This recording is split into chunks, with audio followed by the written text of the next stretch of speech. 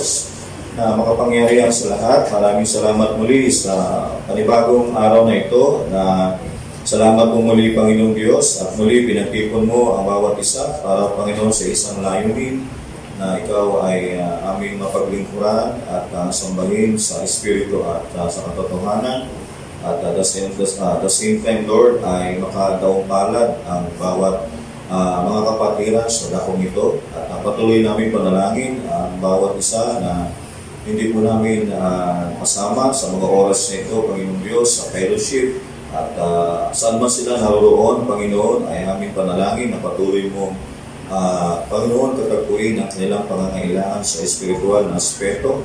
At Lord, at ano po kanilang pangangailangan sa bawat araw ay alam namin na patuloy na ikaw ay nagbubukas ng mga pintuan para sa bawat isa sa amin. Ganun din, Lord, at sa maaabot ng Panginoon ng mensaheng ito ay patuloy na ikaw ang aming Panginoon at natutubili namin sa iyo ang lahat ng bagay at ikaw lamang ang Diyos ang kapangyarihan sa lahat. At mga kilos, Panginoon, sa bawat puso na matataniman ng mga salitang ito. At ganoon din, Lord, sa umagang ito, sa bawat isa na narito ngayong umaga, ay patuloy na lumalapit kami sa iyo. At kung ano man ang aming mga naging pagkukulang, Panginoon, sa mga nagdaang araw at oras at minuto ng buhay namin, ay humingi kami ng pamanhin sa mga bagay na aming mga kukulang at patuloy na pakasakdalin mo kami, Panginoong Diyos, sa mga bagay na kahit maliliit na bagay ay matuto kami, Panginoong Diyos, na ito ay ma-overcome, Panginoong Diyos. Dahil tinawag mo kami, Panginoon, at kami ay maging sakdal, Panginoong Diyos, sapagkat ikaw ay sakdal. Kaya, Panginoong Diyos, sa umagang ito, sa mga salita mong babasahin namin, at patuloy na aming panalangin, at patuloy namin, Panginoon, inalagay sa kamay mo ang lahat ng mga salita ngayong umagang ito, na patuloy na ikaw mangusap at mamutawi sa aming kalagitnaan, at patuloy na malaya ka na kumilos sa aming kalagitnaan. At ikaw, Panginoon, ang may-ari ng Panginoon ng bawat isa sa amin narito ngayon. At isa kong layunin namin, Lord, ay minsan pa ay makinig na iyong salita at kung kami kumakain sa isang araw ng 3 beses, Lord, sa isang araw o higit pa, dahil Panginoon, upang ang aming lupang katawan ay patuloy na lumakas, Panginoong Diyos. At ganoon din ang aming panalangin ay ito ang araw na para ang aming kaluluwa ay aming bigyan ng sapat na pagkain sa pamagitan ng iyong salita. At Panginoon, ang aming panalangin sa bawat salita na gamitawan, Lord, sa labas, sa loob, sa likuran ng pulpitong ito, ay patuloy na, Lord, ito ay makarating sa kinahuhulan sa umagang ito, sa mga taong Panginoon na bibigyan pagpapahalaga ng iyong mga salita. At doon man, Panginoon, sa mga bago man o sa mga hindi lubusang, Lord, maintindihan ang iyong salita sa umagang ito, ay ang aking panalangin na ang iyong Santong Espiritu ang patuloy na magturo at magpaunawa, Panginoon, sa bawat isa. Hanggang sa Panginoon, hanggang sa tumating, Panginoon, ang kapuspusan ng iyong kaalaman sa bawat isa sa amin upang makuha namin ma-absorb ang lahat ng mensahe, Panginoon, bawat maririnig namin. Kaya, Panginoon, sa umagang ito, maging sa may mga taong edad na sa pananampalataya, maging sa bata pa sa pananampalataya, ay patuloy na ikaw ang magtumubay, Panginoon Diyos, sa umagang ito. At sa iyo namin pinagkakatiwala ang lahat ng bagay, Lord, at habang kami nakikinig ng mga salita, patuloy namin panalangin, alusin mo ang bawat mga lang sa aming pakikinig ng iyong salita, Panginoon Diyos. At sa iyo namin binabalik ng lahat ng pasasalamat, Panginoon Diyos. At sa iyo lamang, sa pangalan ng Panginoon Kristo. Amen at Amen. So bago tayo umupo, nais kong basahin ang ating teksto sa magang ito sa Book of Daniel, Daniel chapter 9, verse 24 hanggang 27. Sabi dito, 70 weeks are determined upon thy people and upon thy holy city to finish the transgression and to make an end of sins and to make reconciliation for the iniquity and to bring in everlasting righteousness and to seal up the vision and prophecy and to anoint the most holy.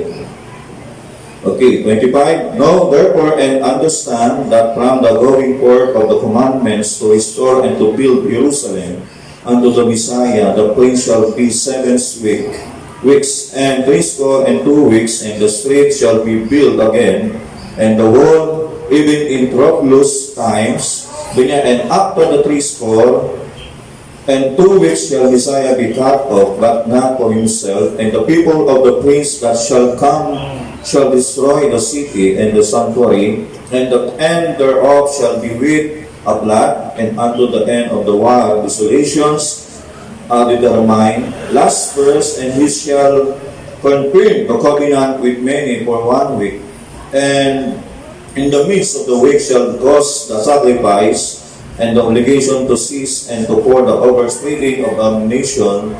He shall make it desolate even until the consummation, and the determined shall be poured out upon the desolate. Okay, so ito ang mga salita ng Diyos, at tayo po ay malaya na mga kopo sa umagang ito, at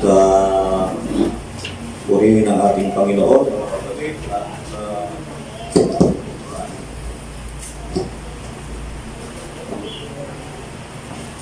Okay. Yun tayo siguro wala pa tayo masyadong announcement. Okay, so aking panalangin ngayon ay kung nauuhaw, kumuha ng tubig, at the same time ay makinig mabuti sa mensahe ngayon ng Panginoon, kasi itong mensahe nito ay this is not type, hindi ito pang preaching, this is the type of teaching, no? Nag-aaral, no? O pagtuturo, mga kapatid, at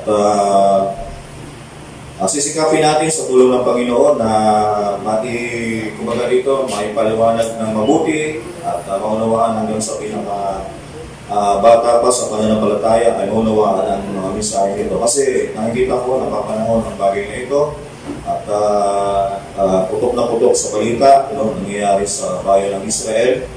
At kung sa iba ay binabaliwala yung nangyayari o kaganapan sa bayang Israel, pero bilang tayo ay message believer ay topic natin ngayon, Israel, no, the timepiece of God. No, ang bayang Israel ay ang orasan ng Diyos.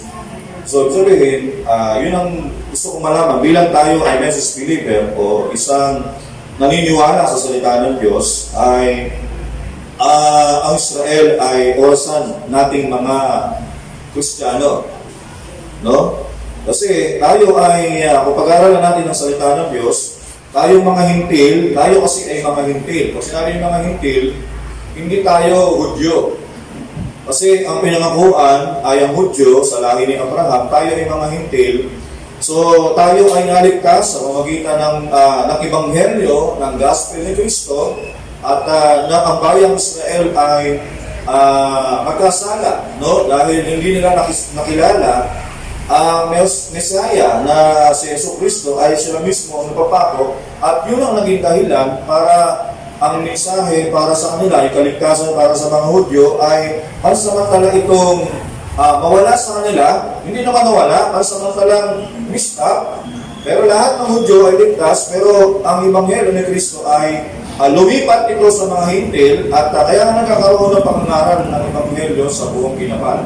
So sabi ng Biblia, at pangaral ng Ebanghelyo sa lahat ng kinapal, at kapag may pangaral ng Ebanghelyo sa lahat ng kinapal, saka darating ang wakas. Ibig sabihin, hindi lahat ng hintil, hindi lahat ng tao sa hintil ay binigyan ng pagkakataon para tayo ay tawag dito ay maligtas. No? May mga tao lamang na lahat naman tayo ay nakarinig ng mabuting balita, no? Hindi nalilig sa kalaman ng tao na kahit sa radyo, sa TV, kahit sa kalsada, sa sulok man ng mundo ay pinapangaral, naririnig natin yung Ebanghelyo ni Cristo. So hindi natin pwedeng sabihin hindi ko narinig ang salita ng Diyos, narinig natin ang Ebanghelyo ni Cristo, mga kapatid, no? Sa lahat. Kaya lang, hindi lang natin ito pinansin, mga kapatid, no? Kasi nga, maaaring sabihin natin, hindi natin lubusang naintindihan, hindi natin lubusang nauunawaan yung mga bagay na alingaw-ngaw, yung mga tinig na narinig natin. Kasi maraming tinig tayo naririnig, pero walang tanda. Yung sabi ng message, ang tanda na walang tinig ay marami kasi tinig, kasi mo tinig, mensahe. Pero wala tanda, kasi ang tanda ay mensahero o prophet of God, no? Marami sinasabi naman, sila ay tanda, pero wala namang tinig. Walang sabihin, marami nag-i-claim na sila ay sugo, sila ay mensahero, o sila ay propeta ng Diyos, pero wala naman silang dalang mensahe. Wala namang pinapangaral, wala namang talagang aral kung ano talagang dapat tinuturo. So, ibig sabihin, hindi pa rin. Kailangan maglakit ng dalawa, ang tanda at ang tinig. Ibig sabihin, kung nakita natin na meron tayong alingaw-ngaw na mensahe naririnig, at nabalitaan natin sino ang nangaral ng mensahe nito. At kinikilala siya ay mensahero ng ating kapanahunan at gamor na ating pinag-aaralan ng taong ito ay meron siyang tinig. Ibig sabihin, dapat suriin natin mabuti mga kapatid ang bagay na ito. Okay, so sabi nga natin, no, Israel, the timepiece of God. No, ang Israel ay orasan ito ng Diyos, mga kapatid. No? At sabi nga natin, yung mga bagay na nangyayari ngayon sa Philippines, hindi natin alam na malalim kung ano talaga ang reason kung bakit nangyayari ngayon. Pero titingnan natin, hindi tayo kumukuha ng mga tawag dito, yung mga ideas, mga mga sabi-sabi, no? Ng mga sinumang tao, pero wala tayong ibang pupuntahan kundi yung mensahe lang na iniwan sa atin ng Diyos, mga kapatid. Para makita natin at masilip kung yung mga nangyayari ngayon ay gaano na ba tayo kalapit, no? Sabihin, gaano na ba kalapit yung ating panahon na magtatapos na, no? At kasi ngayon, talaga naman mararamdaman mo talaga pagdating sa pag-i-invite ka, no? Sa pag-i-invite, aaten. Pero pag nalaman nila, doon pala sa church nila, ganito, ganyan, ang daming bawal. Hindi naman bawal, pero kasi bilang Kristiyano, nagulat na kasi tayo na kumbaga nasanay tayo pag sinabing Christian, lahat ng bagay pwede. Pero kung tutusin, hindi naman binago ng Diyos ang kanyang salita. Ang nagbago, yung tao, yung bawat organization, bawat mga grupong simbahan, binawasan nila yung salita ng Diyos. Ngayon, ang tao nasanay sa ganung pamantayan, sa ganung pananampalataya. Kaya nung sila'y lumaki, sabi nila kung saan ako pinanganak, saan ako tumanda, doon ako mamatay. Kasi akala nila, yun ang tamang pananampalataya. Pero hindi nila alam, yung pananampalataya yun, hindi naman talaga tama yun. Kasi ang tama ay yung pananampalataya ng mga apostol, mga kapatid. Kaya ngayon, kapag nandun tayo sa tamang pananampalataya, sabihin natin masyadong may doon, hindi naman nila alam. Yan nga yung dating pananampalataya talaga No? Ito naman talaga yung pananampalataya noon, binago lang, marami lang tinanggal ngayon ng mga, siguro, yung mga namumuno. Kung ako nga talaga yung paso, kung gusto ko na may kongregasyon, bawasan ko yung bawal. Para mapuno tayo, no? Kaya maraming mga followers, pero hindi, ganun mga kapatid, kasi sa atin ay, sabi ng Bible, sino mo magdagdag, magbawas, ay, huwag natin, hindi yan tatanggapin ng ating Panginoon. Okay, so, tayo bumasa sa 17th week of Daniel. Sa English tayo kasi walang Tagalog yan.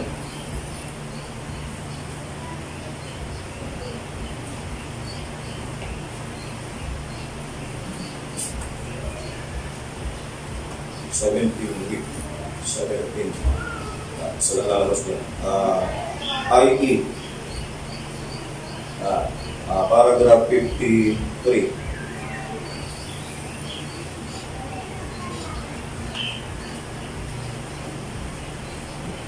Okay. Ano yan? 17 week. 53. So yan, din na natin.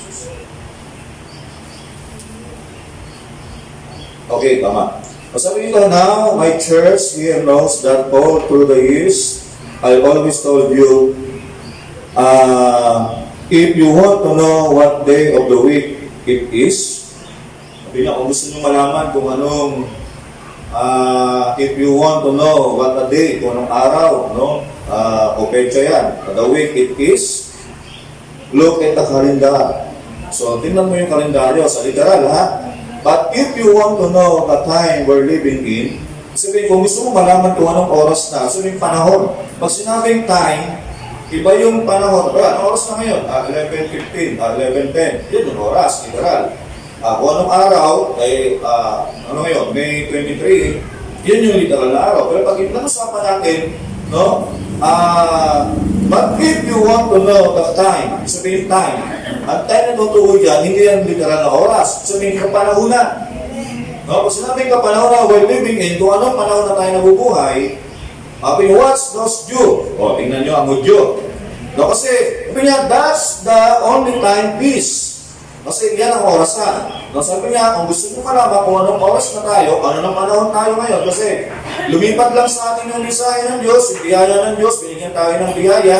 Ibig sabihin, kapag kasi orasan ng Diyos, pansamantalang tumigil ang oras ng Diyos sa mga Hudyo at lumipat sa atin. Pero pag sabihin, pagka namamayagpag na muli ang Hudyo, sabihin, may overlapping na nangyayari. Sabihin, malapit na ang oras natin matapos, mga kapatid. Sabihin, that's the only time, please. Yan ang orasan ng Diyos. God started certain times for the Gentile. No, there was no certain space of time, and that's where I am think that many great writers mixed it up and was trying to apply this to the Jew and Gentile because he said, thy people. But he was talking Daniel, not to the church. Daniel people, the Jew, if he was talking to the church, you cannot make that nowhere. Your way back before the coming of the Christ. Okay, so hindi ko na masyadong basahin yan. Ginawa ko lang yung term na Hudyo is the timepiece of God, orasan niya ng Diyos. No? Sabihin, nung mapako sa Panginoon sa Kristo, no, ay nung tanggihan ng mga Hudyo ang Panginoon sa Kristo, doon tumigil yung biyaya, sabihin tumigil yung oras. Stop. Ngayon, yung biyaya na para sa mga Hudyo, pumunta yan sa mga hintil. Sabihin, umikot yan. Unang ginamit ng Panginoon sa Kristo, si Pablo. No, kaya si Pablo, nangaral niya sa iba't ibang bansa. Tinawag si Pablo bilang apostol ng mga hintil. Sabihin, mga hintil, hindi siya mga Hudyo, mga kapatid. No? At pagkatapos, sabi dito ng ating kapatid, sabi niya, yung tinatawag dito ay orasan dito ay hindi yung church. Sabi niya, ang Hudyo, hindi yan, sinasabi niya sa iyong bayan. Sabi dito, sa Tagalog, 70 sanlinggo. So, tulingan natin doon sa Tagalog sis, yung Bible. Okay, Tagalogin natin, 24. Okay, sabi niya, dito sabihin, Book of Daniel is the book of prophecy. No, prophecy na yan. Sabihin, ito ay napakita si Daniel, si Angel Gabriel kay Daniel nung time na 538 BC. Sa atin kasi, pag sinabi mo kasi BC, di ba, magsisimula yan sa, time ni Adam, 10,000 BC. Pababa kasi yan hanggang sa 0. Tapos BC, 0, 1, 2, 3, 4, hanggang sa 2021 tayo ngayon, pataas naman siya. So, sa panahon time ni Adam, dumating yung time, nasimula yan sa 10,000 BC, tapos bababa kay Daniel, 538 BC. Yun yung time nila. Kung sinabing BC, before Christ, no? Yung time na nagpakita si Gabriel, ito ay taon ng 538 BC. Ngayon, sinabi ni Gabriel, napakita kay Daniel, sabi niya, napakita nito, 70 sanlinggo ang pinasya sa iyong mga tao, sa iyong banal na bayan. Sabi, nakausap dito ni Angel Gabriel, ay hindi tayo mga hintil, kundi ang bayang Hudyo. Sabi dito, 70 sanlinggo, sabi, merong 70 week. No? 70 week yan sa Ingles. So, 70 sanlinggo, pinasya sa iyong mga tao at sa iyong banal na bayan upang tapusin. Okay, sabi niya, Daniel, merong 70 week. Meron lang 70 sanlinggo. Pero sa Biblia, ang kada isang araw ay years. Kaya 70 times 7 is 490 years. So, sabihin, magmula ng 538 BC, sabi nito, okay, so bago natin, para makita natin, kailan pumalo yung oras, kailan nagsimula yung oras ng Daniel 7 week, yung binigay na pasya, binigay na oras. Kasi sabi natin, ang timepiece of God is due. Okay? So ngayon, sabi dito, 70 sanlinggo ang ipinasya sa iyong mga tao, sa iyong banal na bayan. Sino yan? Yung bayang Israel. Sabi, yung pagparito ni Gabriel, pagbisita niya kay Daniel, ng anghel, ay merong tinatawag nating 6 na lupi. No? Merong 6 na dahilan. bumisita siya. No, pag natapos na, sabi niya may 6 na lupi, nandito nakapaloob niya sa sa Daniel 9:24. Sabi niya, no, ito pong isang linggo, pinasa sa iyong mga tao at sa iyong mga malalabayan. No, yan ay udyo. Una, ano yung una? Upang tapusin ang pagsalansang. Pangalawa, upang wakasan ang pagkakasala. Pangatlo, at upang linisin sa kasamaan. At upang dalhan ang walang hanggang katuwiran, at upang tatakan ang pamitain at ang panghuhula, at upang pahiran ang kabanal-banalan. So yun yung 6 na dahilan. Kaya si Daniel ay bumisita, si Gabriel bumisita kay Daniel. So, tatapusin ng Diyos, no? Pagka, sabihin, yung pag nakapaloob na, pag malapit na matapos ang Daniel 7th week, yung lahat ng sixfold purpose ni Gabriel na kanyang bumisita, ay unti-unti yan mapupulpil. Okay. Kaya sabi ko, makinig kayo mabuti kasi medyo sensitive ang topic na ito. Kasi medyo, pag ito ay bago pa lang tayo sa message, no? O minsan, hindi pa tayo gano'n talaga sa mensahe.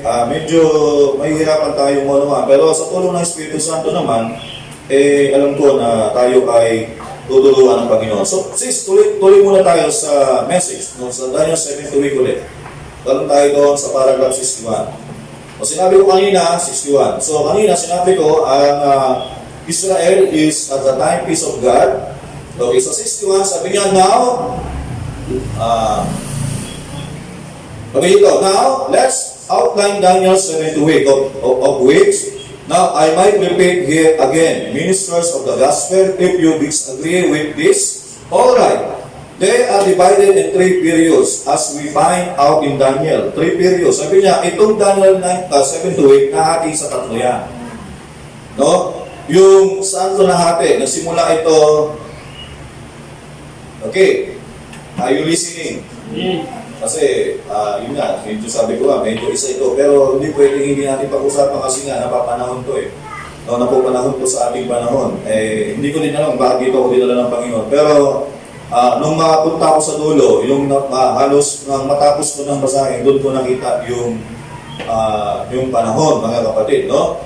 So, gusto ko muna, sisimulan natin. Sabi dito, no, yung Book of Daniel 9 hanggang 25 to 27 is divided 3. No, sabi niya ay nahati sa tatlong period. First, a 7th week of period. Ang una, yung natawag natin 7th week, yung 7. Ano yung 7? Balikan natin yung scriptures is 25. 25 tayo muna. Okay. Sabi niya, iyungan, talasasin at bulayin na mula sa paglabas ng utos na isauli at itayo sa Jerusalem sa pinahira na prinsipe ay magiging 7 linggo. Ang unang divided first 7 week. Ang unang 7 week. Ano yun? Magmula daw na ibigay yung utos na isauli at itayo ang Jerusalem sa pinahira na prinsipe. Sabihin, pag binigay na kasulatan, na muli kasi sa panahon nito ni Daniel, no, ay nawasak din yung bayang Israel, yung buong city ng Jerusalem, dahil nga sinira ito ng bayan ng Medo-Persia.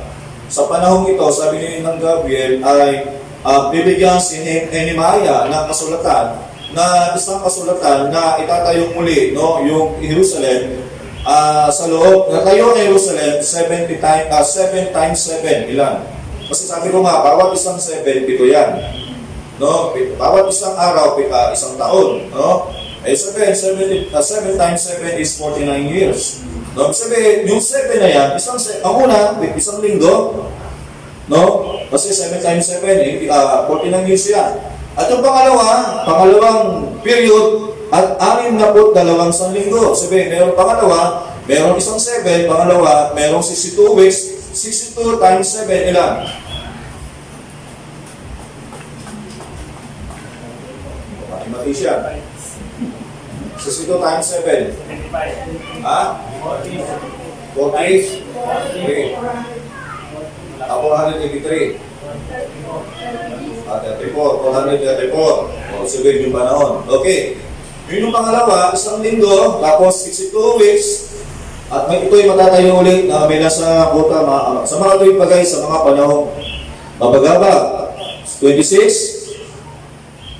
At pagkatapos ng 62 linggo, may iwalay ang pinahirap, mawawala ng anuman. Okay, talon tayo sa 7. At pagtitibayin ang tipan sa marami sa loob ng 1 linggo. Ibig sabihin, merong ang unang period, yung unang, pag pinag-usapan ng dahil 7 week, may tatlo. Una, yung 7, yung 62, pangalawa, pangatlo, 1 linggo. Sabihin, 1 times 7 is 7. 7 years yun, di ba? Okay, so yun lang. Binalikan ko lang yung ating... okay. So, sabi dito ni Gabriel, yung angel kay Daniel, sabi niya, Daniel, merong sabi niya, merong 70 week na ibinigay ang Diyos sa iyo at sa iyong bayan. Ibig sabihin, kala natin yun ay 7 linggo lang. No? Kala natin ay literal lang na araw yun. Pero yun ay mahabang panahon. Tumutotal ng 490 years. No? 490 years yun. At sisikapin natin. Okay, pero sabi niya, ipagbisita ng anghel kay Gabriel, ay kay Daniel, ay merong 6 na dahilan. Ang unang dahilan, sabi dito, to finish the translation. So Tagalog, yung tapusin yung pagkakasala. Basahin natin yung sa Romans 11:21. Doon muna tayo sa una. Yung first na reason, na unang lupi ng dahilan, lumaki si Daniel ay bumisita kay Daniel para sa Israel. Sabi niya, to finish the translation. Sabi niya sa Romans 11:21. Sa Roma 11. So marami tayong talatang susulat mga kapatid. At kung di man ninyo, sulat na lang ninyo sa mga papel. Okay, sabi dito hanggang 25. Romans 11:21. Sa Tagalog siguro, pagkina natin. Okay, sabi dito, sapagkat kung hindi nga pinatawad ng Diyos ang mga talagang sanga, ikaw man ay hindi patatawarin. Kasi sino yung totoong sanga? Hudyo. Tayo, inugpong lang. Ibig sabihin, ang puno ay orange, pero halimbawa tayo ay dalanghita, no? Pinutol yung isang sanga, pero inugpo tayo. Nabuhay tayo kasi bakit? Kasi yung buhay, isa yung dumadaloy. Pero magkaiba tayong bunga.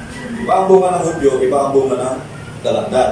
Pero nabubuhay ka dahil sa buhay na inugpong ka kasi. Kasi ngayon ang buhay na kagaling sa Diyos. No? Ibig sabihin ganun yun. Sinabi ni Paul, sapagkat kung hindi nga pinatawad ng Diyos ang talagang sanga, o sila nga hindi pinatawad, nung tanggihan nila Misaya, iniwan sila ng Diyos. Kaya siya ay lumipat sa ibang, sa mga hintil. Sabi niya, ikaw man ay hindi patatawarin. Eh kung magkakasala ka, hindi ka rin patawad. Lalo pa kaya akong hintil. Kung yung bayan niya talaga niya, hindi niya pinatawad. Ikaw pa kaya ang hintil na binigyan lang ng biyaya.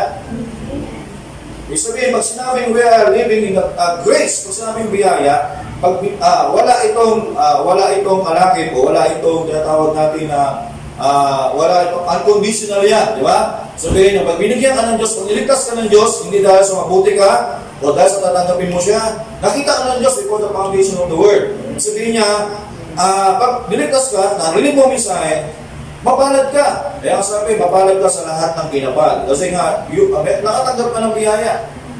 No? Kasi sa dami-dami ng tao, ikaw yung nakakita ng salita ng Diyos. At maraming tao nagbabasa ng Biblia, pero yung pakunawa na nakiunawaan ng salita ng Diyos, hindi nila naarok. Pero ikaw naarok mo.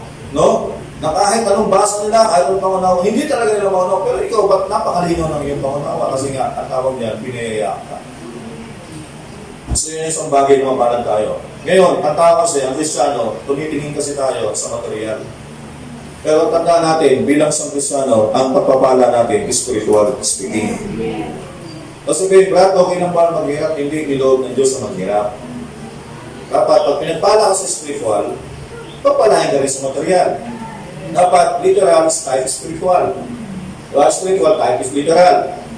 No? Kailangan sumasabayan. Pero pagka ang iyong pananampalataya ay hindi pinagpapala, at siyempre talaga ang buhay natin talaga ay talagang nasa panahon tayo ng in-laws. Kasi nga, ang spiritual natin ay hindi maayos. Pero kung buhay natin spiritual maayos, lumala ka sa tama sa Diyos, imposible naman hindi ka pagpalain ng Diyos sa material na bagay. No? Pagkatiwala ka niya sa maliit na bagay at kaya mo itong kontrolin mga kapatid. Okay, sabi niya, Kung ikaw man ay hindi pinapatatawarin, masdan mo nga ang kabutihan at mga kabaksikan ng Diyos. Ang kabaksikan ay nangahuhulog at tapat ng kabutihan ng Diyos ay nasa iyo. Kung pumamalagi ka sa kanyang kabutihan, yan. Sa ibang paraan, ikaw man ay pupulutin.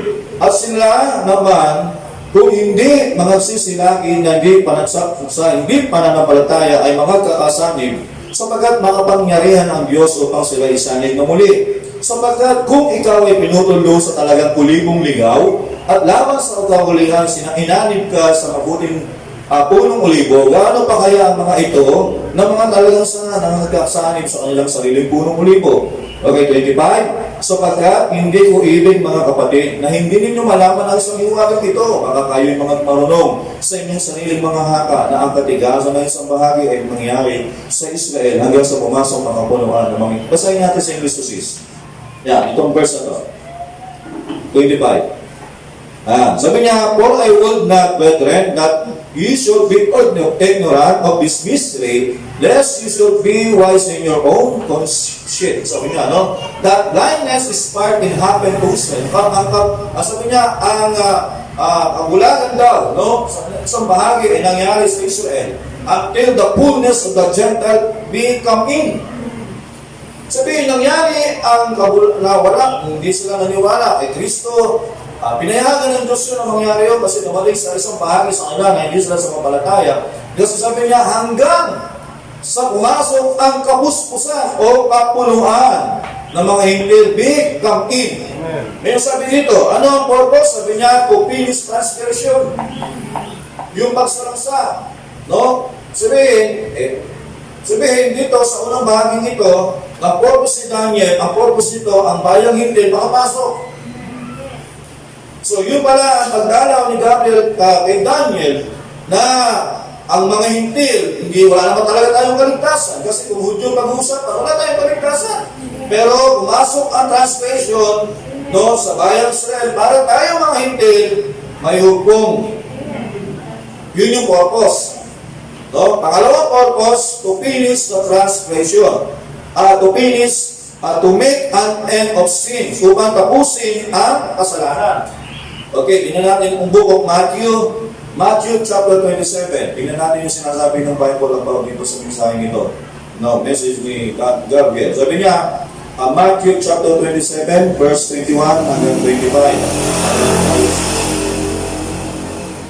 Matthew 27, 21. Sabi dito, ito yung, sabi niya, natapwat, sumagot ang gobernador at sa kanila'y sinabi, alin sa dalawa ang ibig ninyo sa inyo aming pawalan. Ito yung panahon na hatulan si Barabas kasi ang Banus Kristo. Pero sinabi nila, sino ba? Sabi niya, tatapos sumagot ang gobernador sa Pilato. At sa kanila'y sinabi, alin sa dalawang ang ibig ninyong sa inyo aking pawalan. Ang sabi nila, si Barabas. Sinabi sa kanila Pilato, ano ang gagawin kay Jesus na tinatawag ng Kristo? Sinabi nilang lahat, mapako siya sa krus. At sinabi niya, bakit anong kasama ng kanyang ginawa? Natapos sila'y lalo ng sigawan na nagsasabi, mapako siya sa krus. Okay, 24. Kaya nang makita ni Pilato na wala siyang magawa, kundi bagkus pangang lumala ang kaguluhan, siya gumawa ng tubig at nagugas ng kanyang mga kamay sa harap ng karamihan. Nagpapakitang wala siyang kamalan, wala siyang malaydo sa dugo ng Panginoon. Ang sinasabi, wala akong kasalanan sa dugo nitong matuwid na taong ito. Sabi, matuwid siya, kahit siya, tinuturing niya ang Panginoon matuwid. No? Pero sabi, kayo ang bahala niya. Sa 25, at sumagot ang buong bayan at nagsabi, mapasa amin ang kanyang dugo at sa aming mga anak. Sabi niya, to finish, to an end of sins. Diba? Upang tapusin ang kasalanan. Kasi nga, yun ang isang bagay, sabihin, pangalawang purpose ay upang ang anak ng tao, ang anak ng Diyos ay may pako sa pusong Kalbaryo at upang yung kasalanan ng Hudyo ay tapusin ng Panginoong Kristo. Kasi what is sin is unbelief. Kasi kung nakilala sa kanila ng Panginoong Kristo, sabi ni Pablo, hindi sa kanila pinako ang Kristo at Panginoon. Diba? Pero dahil nga nagkasala, sabi ng mga tao, sila, ng mga si Pedro, kung nakilala sa ninyo si Kristo na anak ng Diyos na ibinigay para sa inyo, sabi niya, kung nakilala, kaya sabi ng mga Hudyo, anong gagawin namin? Upang kami matawarin ng Diyos, di ba? Nung namalayan nila yun, wala na, tapos na, napako na. Pero nasisiri pa. Pero sabihin doon, matay ang Panginoon para doon tapusin yung kanyang kasalanan, no? Yung ng bayan Israel. Okay. Okay. Sa pangatlo, to make reconciliation for iniquity. Ibig sabihin daw ng iniquity, sinabi ng message, iniquity means doing wrong. Yung mga bagay na ginagawa mong mali. Yun ang ibig sabihin ng iniquity. No? Sabi niya, to make reconciliation for iniquity. Yung ibig sabihin daw nito ay, yung iniquity means doing wrong. Yung mga bagay na ginagawa mong mali. No? Tingnan natin yung sa Kahayas. Ito yung pangatlo, no? To make reconciliation for iniquity. Yung reason kung bakit tumalaw si Daniel. Sabi niya, sa Kahayas 13, verse 1.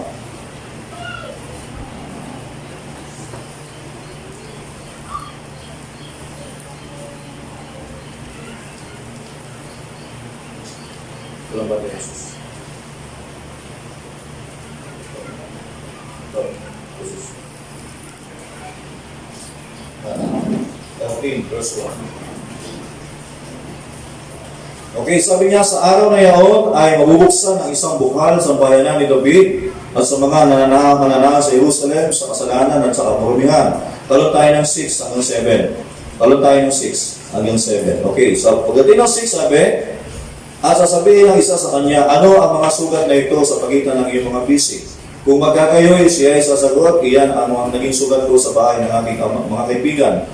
Gumising ka o tabak laban sa pastor ko at laban sa lalaki na aking kasama. Sabi ng Panginoon, huwag mo, saktan mo ang pastor na okay. Sabi doon, pangatlo, to make reconciliation for iniquity. Yung ginagawa nila, sabihin ng iniquity is doing wrong. Na ano yung doing wrong na gawa nila, yung hindi nila nakilala ang Panginoon. Ngayon, sabi dito sa Zacarias, na kung sabi niya sa panahon yun, pagkatapos ng lahat ng bagay, ang Panginoon Kristo babalik muli, na meron siya, kung paano siya makikilangit, bababa siya muli sa Hudyo na ganun din. May pako siya bukas ang kanyang kamay. Yung sabi ng mga Hudyo, saan galing ang iyong mga bukas ang iyong kamay? At yung tusok sa ipagiliran, sabi niya, sa bahay ng aking mga kapatid. Sino yung kapatid na kinausap niya? Sila. Nung malaman nila, sila ang may reason kung bakit siya napako at may tusok dito, nagkaroon ng pagtamis. Sabihin, magkakaroon na, ikaw pala yung pinapako ng aming mga magulang ng panahon ng 2007. Kaya magkakaroon ng malaking pagtamis yan, mga kapatid, no?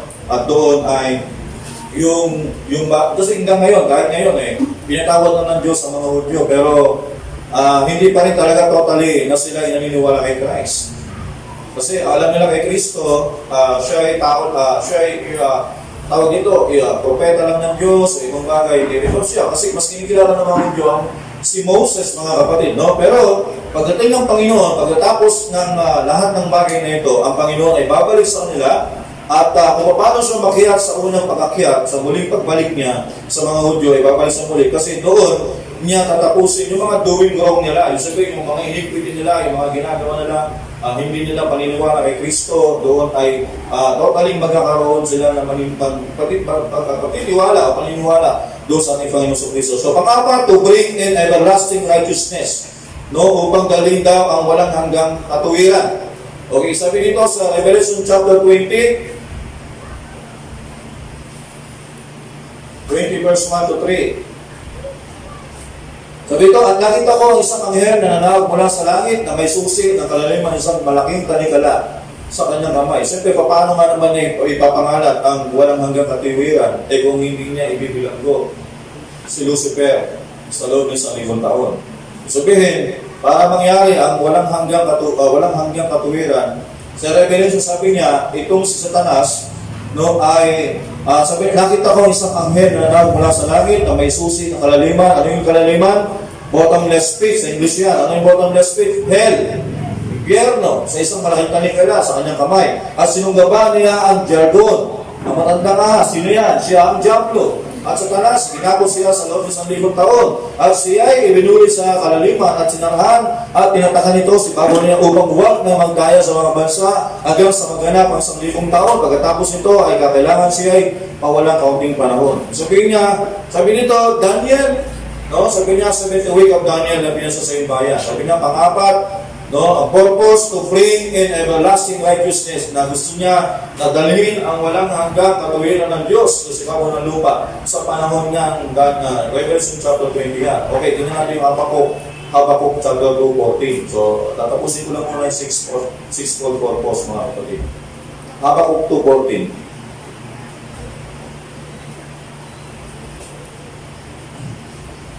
Okay, sabi niya, sapagkat ang lupa ay mapupuno ng kalaman, ng kaluwalhatian ng Panginoon, gaya ng pagtakip ng tubig sa dagat.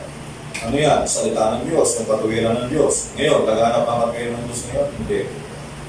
Nasaan na ba ang katuwiran ng Diyos? Doon lang sa mga believers.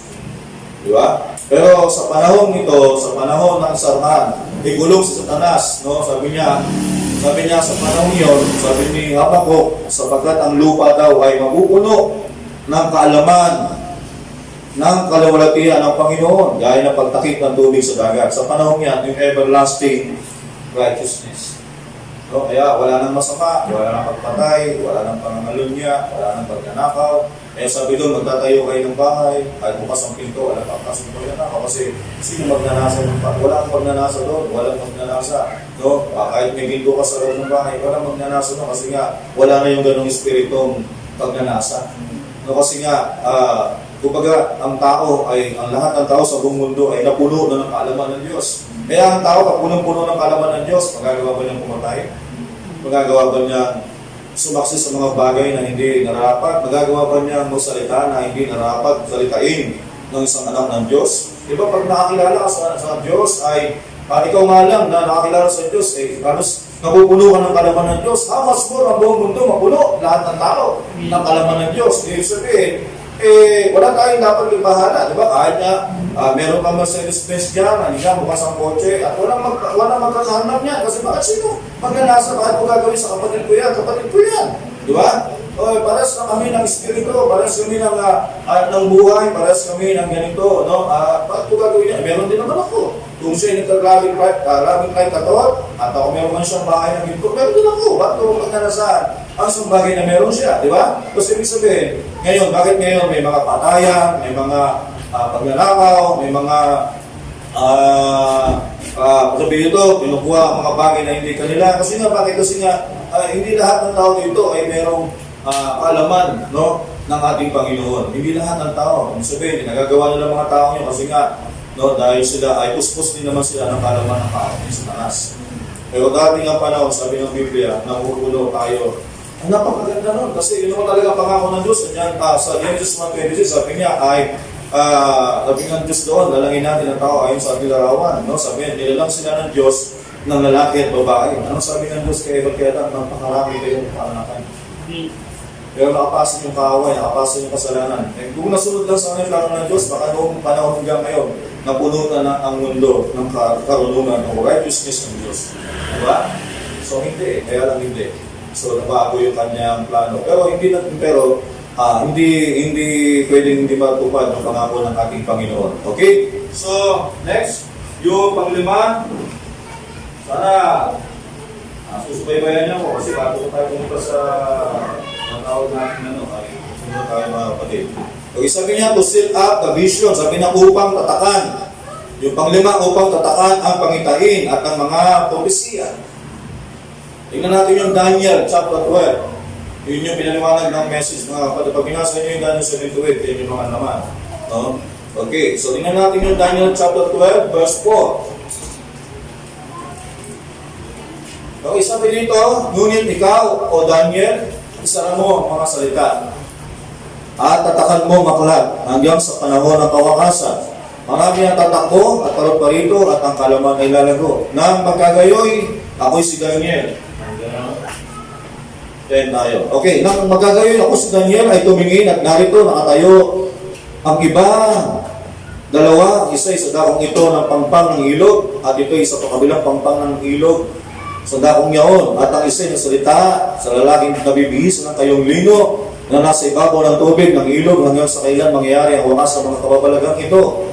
Okay, at aking napakinggan ang lalaking nakapanamit ng kayong lino na nasa ibabaw ng tubig ng ilog nang itaas ang kanyang kamay, ang kanyang kaliwang kamay sa langit at sumumpa sa pamagitan ng bubuhay magpakilanman na magiging sa isang panahon, mga panahon at kalahati ng isang panahon. At pagkakanilang natapos ang pagkaputol-putol ng mga kapangyarihan ng banal na bayan, ang lahat ng mga bagay na ito ay matatapos. At aking narinig, ngunit di ko naunawa, nang magkagayon sinabi ko, O Panginoon ko, ano ang magiging wakas ng mga bagay na ito? 9. At sinabi niya, yumaon ka sa iyong lakad, Daniel, sapagkat ang mga salita ay nasarhan at natatakan hanggang sa panahon ng kawakasan. Marami ang magpapakalinis at magpapakaputi, magpapakadalisay, ngunit ang masasama ay gagawa ng may kasamaan at wala sa masasama na mga kaunawa, ngunit silang pantas ay makakaunawa. Sabi dito, to seal up the vision and prophecy.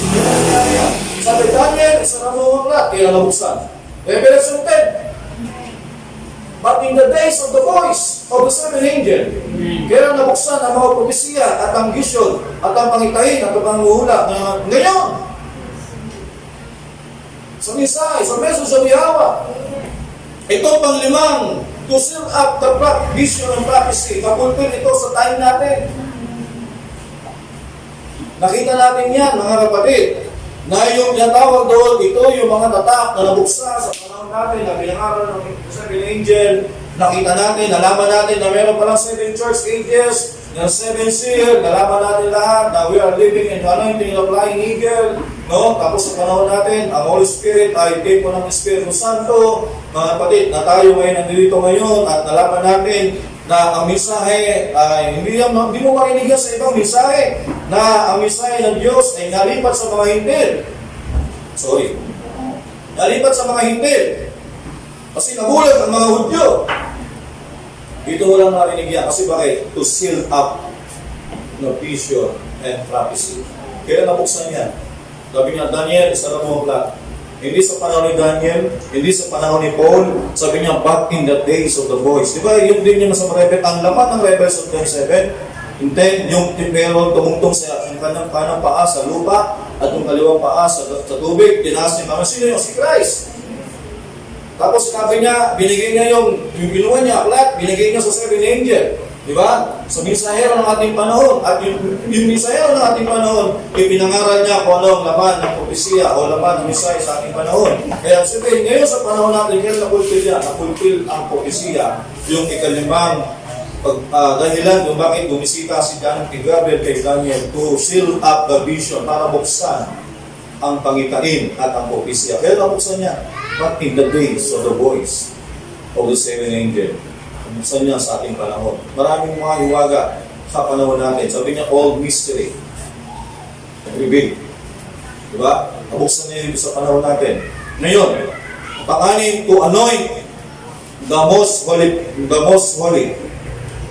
Tingnan natin yung book of Ezekiel, chapter 43. Ezekiel 43, verse 1 to 6. Okay, papunta na tayo sa climax, no? Tatapusin na natin itong ating kasi part din ito ng ating pag-aaral. Okay, Ezekiel 43, verse 1. Pag-aaral tayo. Okay, pagkatapos ay nila niya ako sa pintuang daan, sa makatuwid bagay sa pintuang daan na nakaharap sa damong silanganan.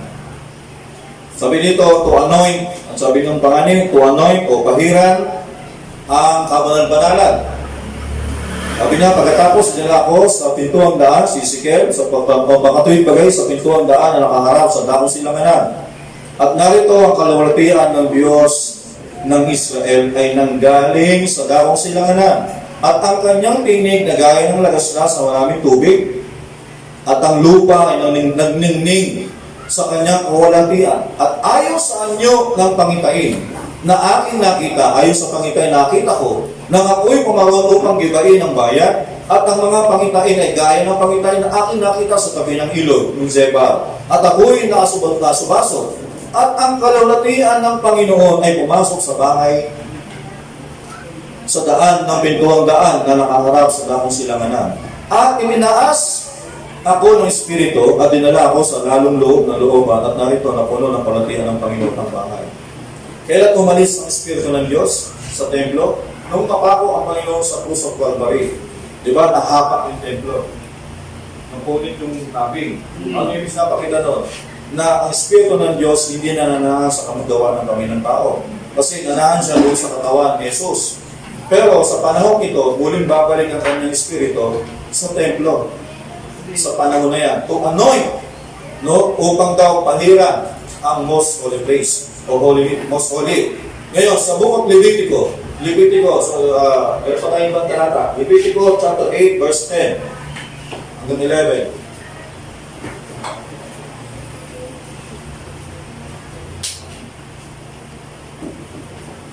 Leviticus chapter 10, 8 pala, 8, no? 8, sorry. Verse 10. 8, 10.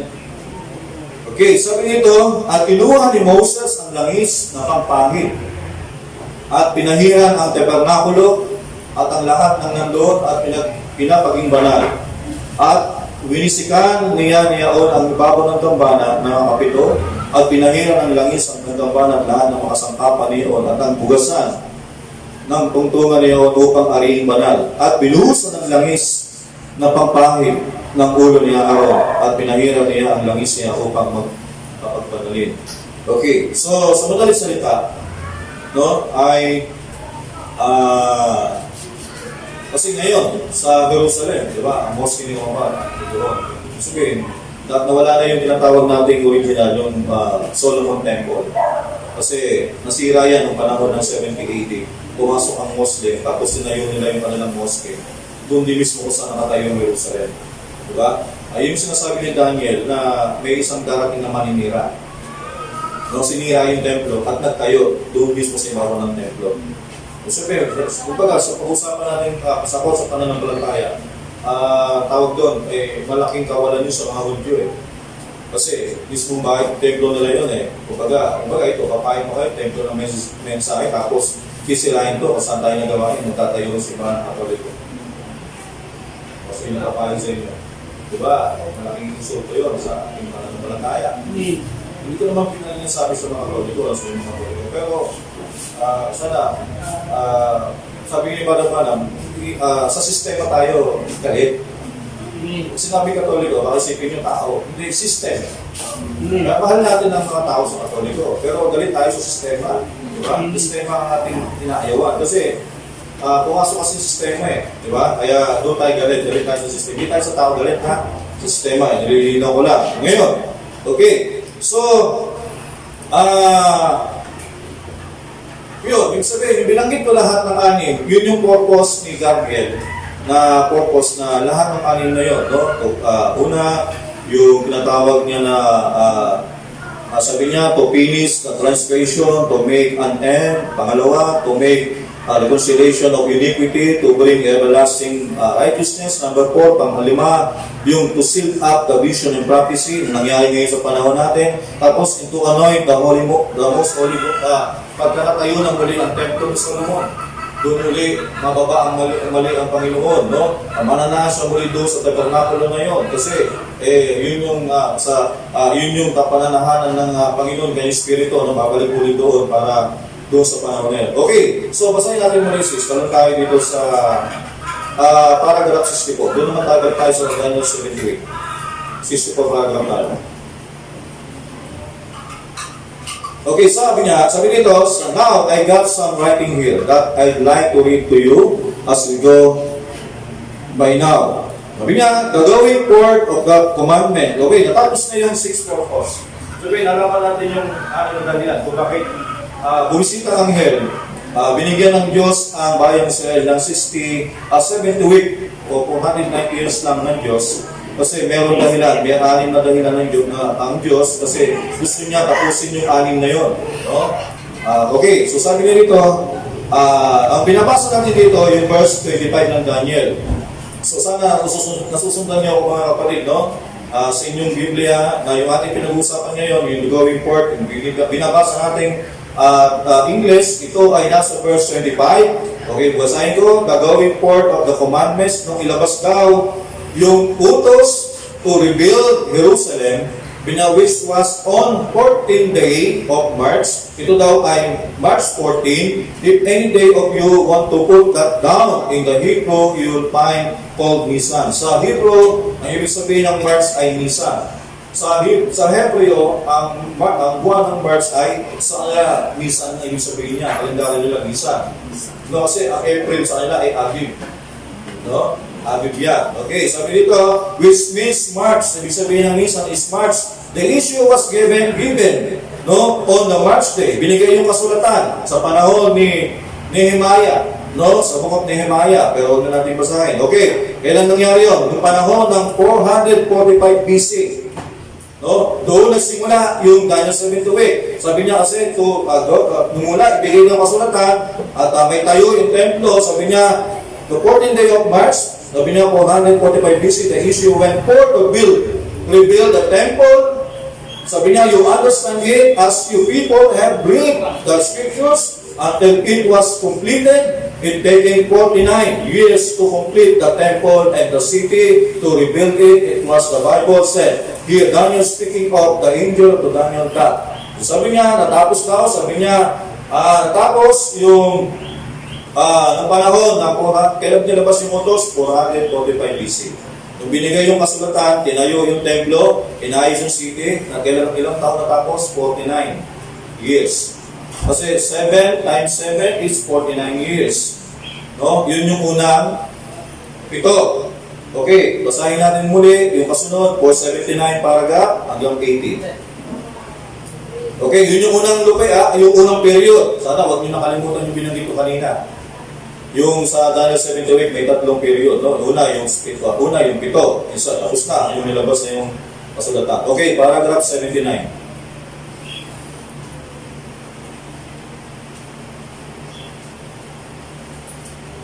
Sabi niya, now we are called from the going forth of the commandments to rebuild the city to the Messiah shall be 7. Sabi niya, 7, that first right here, 7 weeks and 3 score and 2. Sabi 62, make 62 and 7 is 69. 69 weeks, 7 times 69 will make 483 years. Therefore, until the Messiah, now we're coming up to this part until the Messiah. There got to be 483 years for 180 years. Sabi niya, at 83 years, sabi niya, okay, 980. Now, Jesus, Messiah, rode into the city. Okay, sabi dito, mula nung ibigay yung kasulatan, nagsimula yung Daniel 70, mula nung ibigay yung kasulatan, tinayo ni Nehemiah ng 499, tapos 49 years, doon natapos yung unang 7. Tapos, sabi niya, magmula nang itayo yung natapos yung templo, hanggang sa pagdating ng Panginoon Kristo, lumipas ulit yung 62 weeks. Sabi niya, sabi dito, now, Jesus, Messiah, rode in the city of Jerusalem, triumph on the back of the white mule. Kailan nangyari yan? Nung si Jesus ay sumakay sa isang mola, at nung Sunday yan, na yung pagdaan niya, may mga tao na inarang, may mga damit, sabi nila, kailan nangyari yan? Palm Sunday, April 2, AD 30. Jesus rode into Jerusalem on the Palm Sunday, AD 30. And now, from the BC 445 BC to 833 exactly 475 years. So, sabihin, total 69 weeks lahat. Pagmula nang ibigay ang kasulatan hanggang pagdating ni Kristo, 69 weeks lahat yon. You understand? Okay. So, nung dumating siya, sabi ng mga tao, Hosana, Hosana, Hosana sa anak ni David. Sumakay sa isang, sabi niya, yung hari nakasakay sa mola. Yun, doon nagtapos yung 69. Sabihin, ilang week na lang nalitira? Pero na lang isa, kasi 70 yun, di ba? So, naka-69 na, nung dumating ang Panginoon Kristo, doon nakasakay sa puting kabayo, sa mola. So, sabi doon, yung Daniel 70 week, orasan ng Diyos yun, di ba? Yung orasan ng Diyos, natapos, nangyari yung 69 hanggang dumating ang Panginoon Kristo. Ilan na lang linggo hinantay natin? Pero na lang tayo isang linggo. Para makompleto yung 70. Ngayon, di ba? Nung panahon na yun, okay sis, pakihanap iwanan natin sandali ang 70 week of Daniel. Mamaya balikan natin yan. Talon tayo sa, hanapin mo yung question and answer, 1964. Number 3. Question and answer number 3.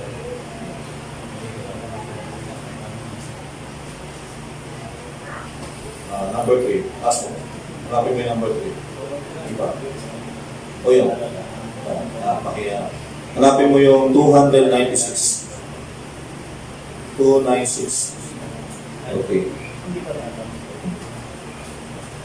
Okay, sabi dito, yes, he knows it. That's not what is skandal. Okay.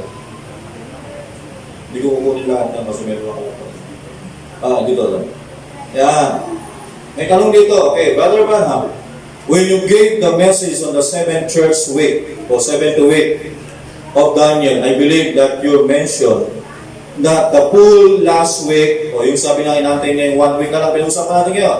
Sabi niya, tapos na tayo pag-usapan yung mula sa 1 hanggang 69, tapos na tayo, di ba? Clear na tayo doon. Kasi natapos yun, nung dumating ang Panginoon Jesucristo, nakasakay sa puting kabayo, 69 weeks na yun. Ang inantay natin ngayon, 1 linggo na lang. Sabi, 7 week yun. Sabi, 7 taon. Okay. Ngayon, sabi niya, I believe that you'll mention, sabi niya, nung ipangaral mo ang Daniel 7 week, sabi niya, I believe that you'll mention that the full last week or last 7 years will begin with the bride was taken in the rapture. Sabi niya, alam ko, ang pagkakaintindi ko, sabi niya, sa turo mo, about sa Daniel 7 week, magsisimula ang 1 week after na ang bride mawala. Rapture. Ano sabi niya? No. Na. You got that wrong. Sabi niya, mali ang pagkaunawa mo. See, that the full 7 weeks, the week started when Jesus come on the earth. He said, the Messiah, Prince shall come and prophecy. And sabi niya, and in the midst of the 7 week, he'll be cut off. And Jesus preached exactly 3.5 years, which is half of the 70 weeks. 70 weeks, the 7 days, weekdays. Sabi niya, see, there's 3.5 years left. Sabi niya, okay. Dumating ang Panginoong Kristo, nakasakay puting kabayo, at sa pagdaan niya, nakasakay sa mola, at naglagay ng mga dahon ng palma, no? Yun yung 69 weeks. Tapos, sabihin, ang edad niya, ano yun? 30 AD. Ang edad niya, 30. Nagsimula ang ministeryo niya, 30. Ilang taon siya nag-ministry? 3.5 years. Pagkatapos noon, nang siya ay nasa Palma, nagbigay na yung 1 week. Sa loob ng isang taong ministry, pangalawang taon, pangatlong taon, yung isang linggo inatay, natapos na yung 3.5. Ilang linggo na lang inatay natin, taon. Pero lang tayo malahati, 3.5. Okay. Ngayon, nung mamatay ang Panginoon sa half week, sabi doon, balikan natin scriptures is. Scriptures tayo, Daniel 9:27 at 25. Yan. Iyungan talasasin at ulayin mula sa paglabas ng utos na sa uli at itayo ang Jerusalem na pinahiran ng prinsipe, hari yan sa panahon nun. Magiging 7 sanlinggo.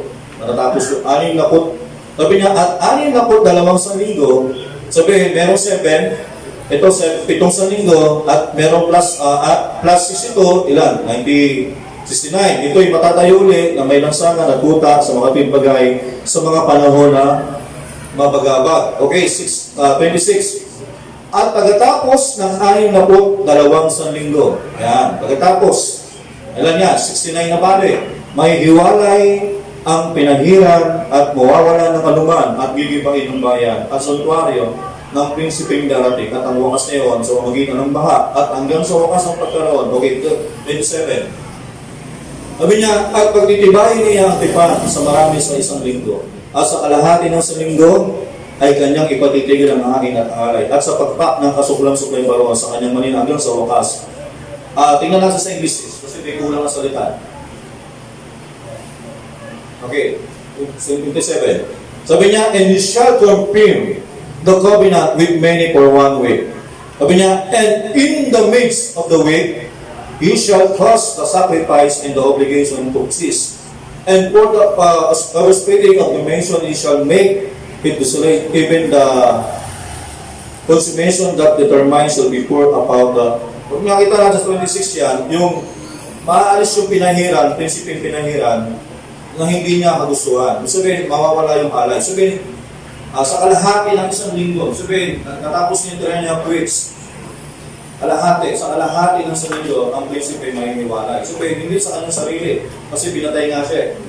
Ngayon, doon sa panahon na yun, kaya nangyari yun, di ba? Nangaba po siya. Sabihin, 33 and a half. Tapos, pagdating ng 70 week, ng 78 week, pinasok naman ng General Titus yung bayan ng Jerusalem. Kasi sa pagtanggit, dyan din na nakilala ang hari ng mga hari, di ba? Pagkatapos, pinaligiran ng mga Romano, yung bayang Jerusalem, hindi sa lagat nilusob. So, inantay nila maghubag yung mga Hudyo. Kaya makita sa history na halos kinain nila yung kanilang lama, ay mga damit, yung ihi nila, nainom na nila sa sarili, tapos kahit sila na namatay na yung tao, at nagagawa nilang kainin yung kapwa nilang tao kasi sa sobrang gutom nila. Nangyari yun sa history. No, kasi hindi agad nilusot ni General Titus ng Roma. So, nung makita lang gutom na, wala na silang lakas sa kasilang puso. So, at ginawa nila, sinira nila yung templo ng panahon ng 70 AD. Kapag lipas ng panahon, yun naman ang dumating ang mga Muslim. At pumasok sila sa Jerusalem at nagtayo sila ng mosque ni Omar hanggang ngayon. Ngayon sabi daw, pumasok ang maninira. Kumbaga, sinira yung templo at nagtayo sila doon sa mosque doon sa mismo doon sa mosque yung mismo tinatawag natin na Temple of Solomon, mga kapatid. So balik tayo sa ngayon sa 70 susura na tayo.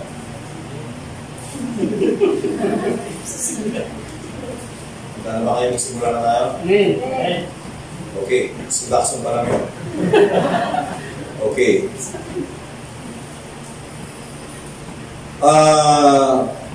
Ngayon, nung kalahating kumbaga, 3.5 years na lang yung ating inatay. Kumbaga, pag pinusapan 70 week, half week na lang. Ang half week, kalahating linggo, sige, usapan natin para sa iba, pababawin pa natin. Sa isang linggo, ilang araw?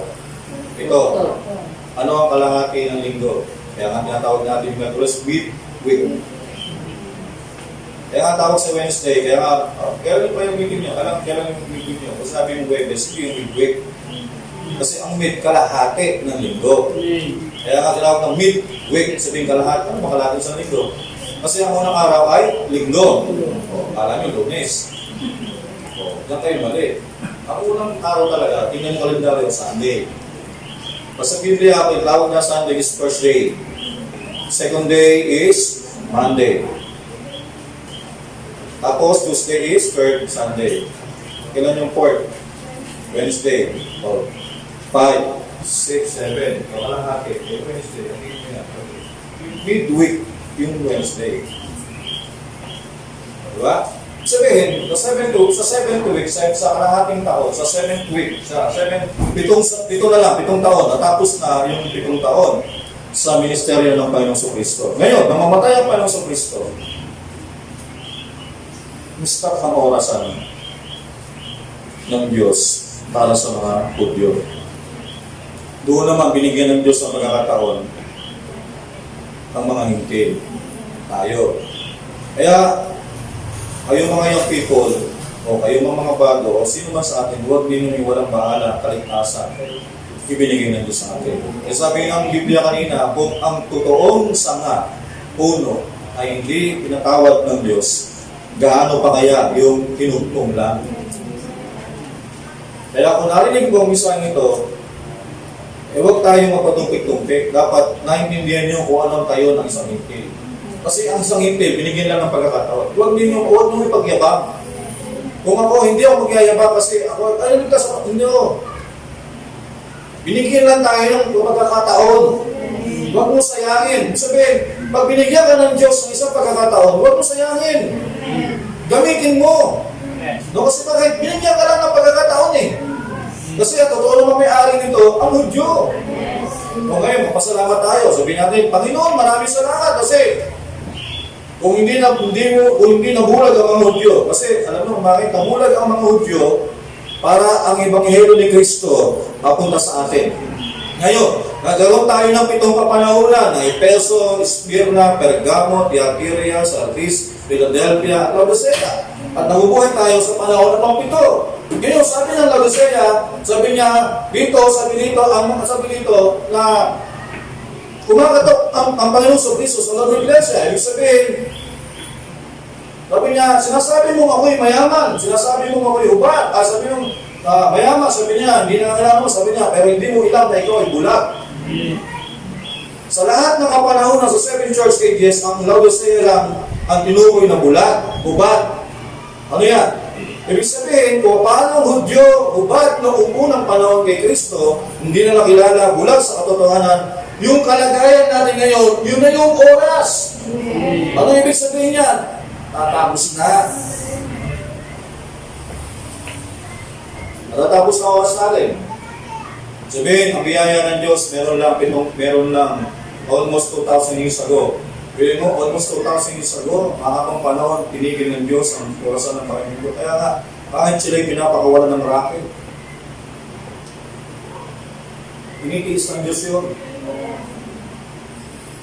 Alam niyo ba, yung lumuluha ng Diyos doon? Bakit yung pinakuha ng Diyos doon? Pero dahil kailangan may isa pang hintil na pumasok sa katawan ng Diyos sa iglesia ng Panginoon para makapasok. Kasi hindi niya babalikan ng Hudyo hanggang hindi makapasok ang huli-huli ang binding sa mga Israel sa ating mga hintil.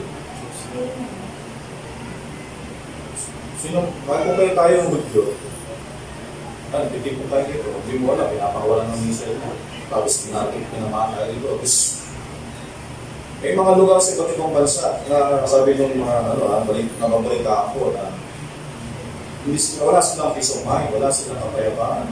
Kahit sa lugar sila, wala silang panatanggap na mga kaliban, ulusog sila, ulusog lahat ang mga fellowship, mga gawain. Pero sabi na, buti pa kayo sa Pilipinas. Naawa ko sa tao na sabi niya, buti pa kayo sa Pilipinas. Sabi niya, very proud ako sa inyo kasi bubuhay kayo sa malaya kayo, walang bansa na kapakawalan ng bansa. Pero dito sa amin, bata, matanda, babae, talagang pinapatay. Talagang kung patayin nila kami, patayin nila yung mga tao, kaya walang awa. Pero kayo, sabi niya. Sabihin, mapalad tayo, mga kapatid, no, yung itong bansang ating sinilangan ay sabihin mo, sana hindi ako pinanganak sa Pilipinas kasi parang bayang Pilipinas ngayon. Pero, mapasalamat tayo kasi dito ko pinanganak. Alam mo kung hindi, kung sunod na sa pinanganak, Middle East, puputing mga doon. Mga bata doon, tinuturuan na ng mga gumamit ng mga sandata, gumamit ng mga high power na mga paril.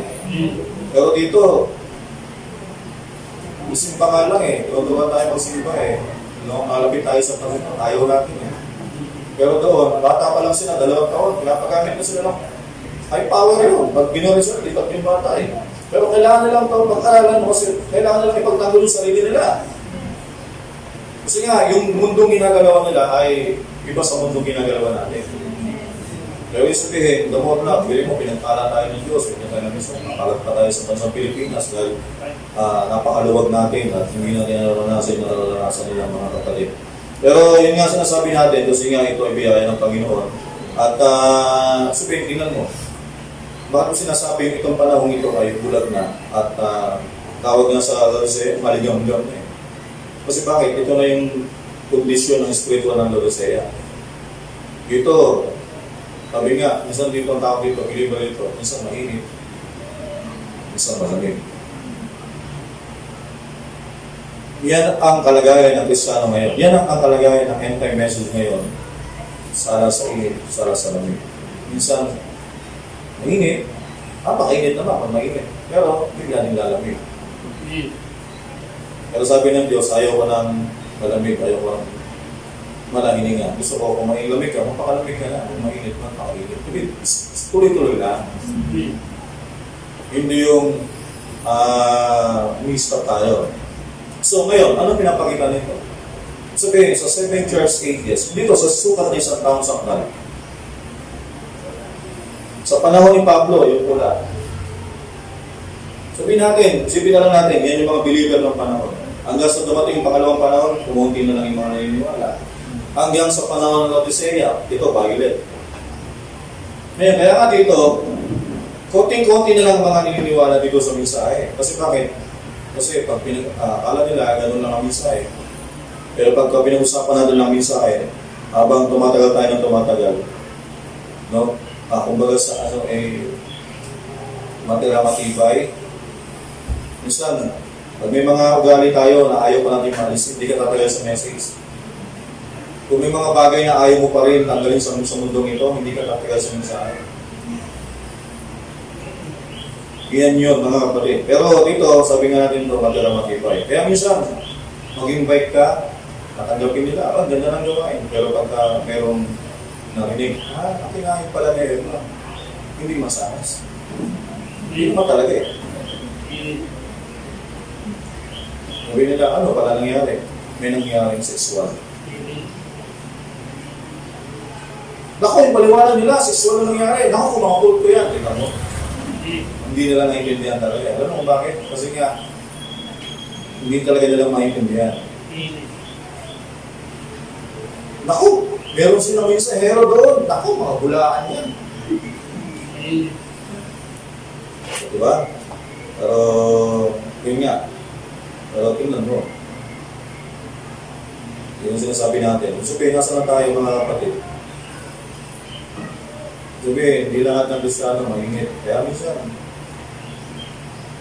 hindi ko bato-bato sa langit ha, tamang sinasabi, hindi yung sinasabi ko yung kondisyon ng puso. Yung kondisyon ng puso. Naintindihan ko naman yung hindi tayo sa literal na tumutukoy. Ibig sabihin, may kondisyon ng puso na minsan, naisipan lang niya magpanalaki, naisipan niya pumunta ng gawain. Yun ba rin? Magpakainit naman ako ngayon. Minsan naman, ayaw naman talaga yung dumalo. Kahit may time. Yun, nagpapakalamig naman. Kaya ang tao dito, maligam-gam. Kaya, basta kaya, sumukha kayo ni Brad yun, hindi sumimpa ng linggo. Ano kaya sabihin nyo? Ang mga manggagawa, hindi pwedeng mawala sa gawain. Pero sabihin nyo, ba't hindi mawala? Lahat kayo pwede. Ba't kami hindi? Pero, ano bang panakaiba natin sa inyo at sa manggagawa? Hindi ko wala. Tao rin naman ako, kumakain, kugutom. Pero ang pagkakaiba natin, yung pasan. Diba? Kasi yung pasan nyo, dumalo lang. Pero ang pasan nilang manggagawa, bukod sa magpatuloy, bukod sa i-maintain ang gawain, at the same time,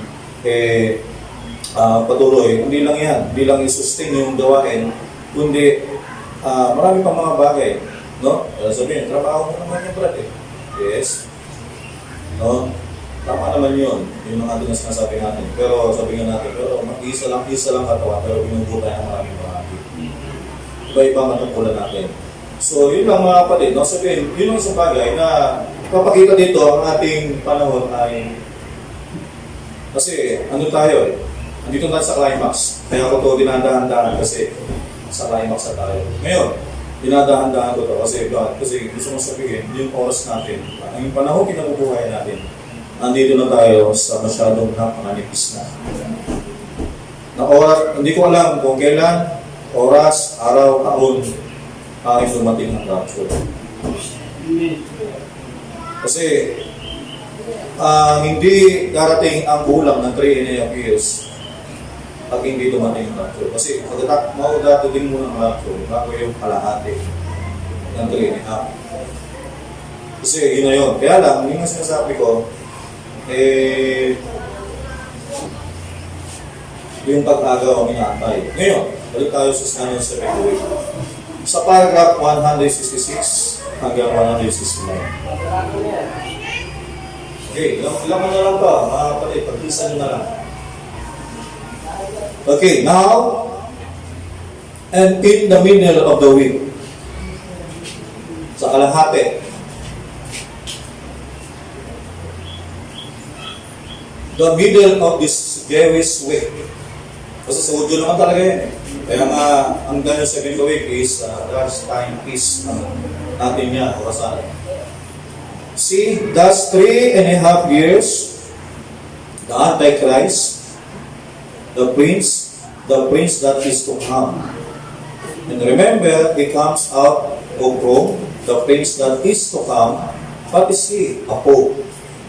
Sino na yung prinsipeng darating? Sa kalahati daw ng linggo, darating daw ang prinsipe. Sino yung prince? Pope. A pope. A prince among the people.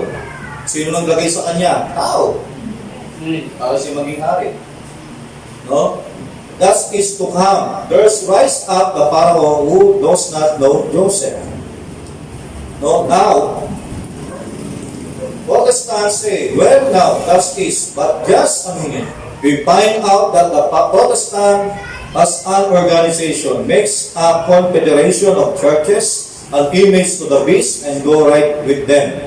And we find out here that the Jews are called in those on this confederation. Okay, baba ng 46, doon sa pinaka-upusan. Okay, go, stop. Okay, sabi niya, and we find out here that the Jews are called in this on this confederation. Ibig sabihin, sa panahon na yan, ang Hudyo ay mahihikayat na sumapit sa confederation. Na, sino na tayo? Sabi niya, yes sir, and they agree. And the Bible said they did. And he makes a covenant with them. Magkakaroon ng covenant. Yung Pope and Jew ng 7 taon.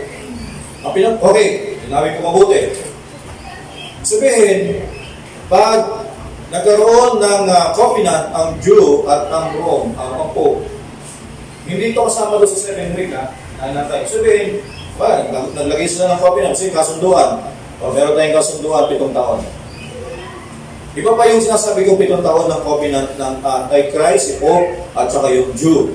No, iba naman yung 7 week doon na kalahati na lang inantay natin. No, sabihin doon sa kalahati na yun, tatayo yung Pope, tapos magkakaroon ng covenant doon sa Jew, at ubos na ng covenant ng 7 years. Iba yun ha, separate yun. Kalahating linggo na lang, 3 years na lang, pero pag tayo ng Pope, tsaka ng Jew, meron silang covenant 7 years. Diba? 7 taon.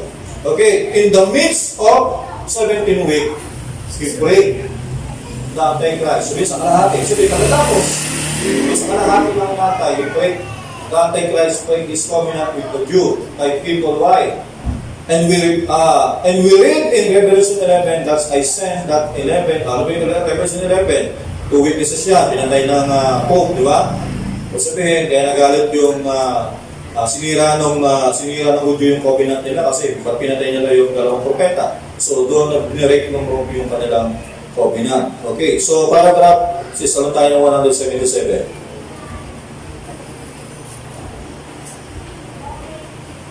Okay, listen. Ilang paragraph na lang, pero maging sensitibo tayo kasi nandito na yung pinakagusto kong ituray. No?